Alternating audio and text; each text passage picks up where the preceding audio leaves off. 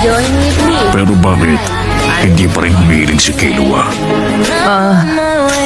Malamang may kalokohan na namang naisip ang Killua yan.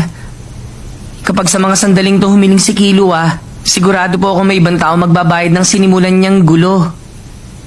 Hindi ko maintindihan. Bakit hindi muna niya iligtas ang kaibigan niya, tsaka na lamang niya intindihin ang mangyayari?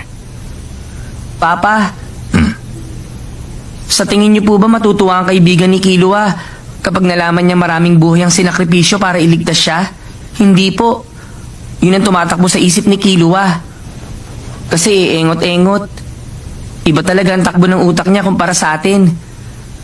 Kaya nga kinailangan niyo siyang gamitan ng karayom ni Illumi, hindi po ba? Ha?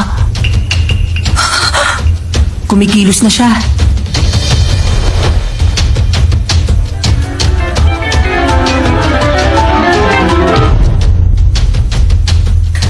Papa, buksan niyo ang pinto.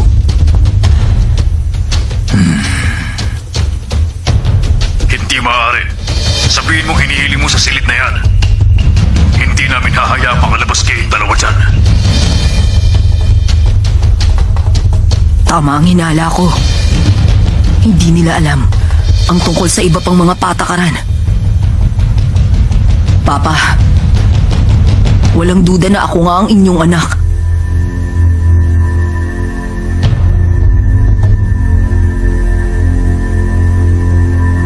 Sinabi niyong hindi niyo alam kung saan nagmula ang ganong Aloka. Tama po ba? Pero ako, pinangalanan kong Aloka ang itimang mata. Nanika ang tawag ko sa kanya.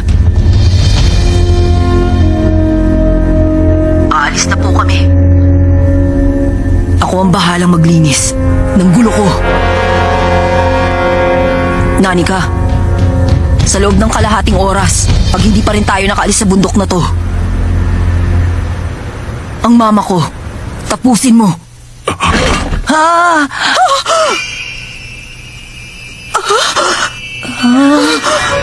Oy, Killua! Ano ka ba? Sa loob ng kalahating oras, pag nakaalis na tayo sa lugar na to at nakalayo na, bigyan mo ko ng isang halik sa pisngi. Nakuha mo?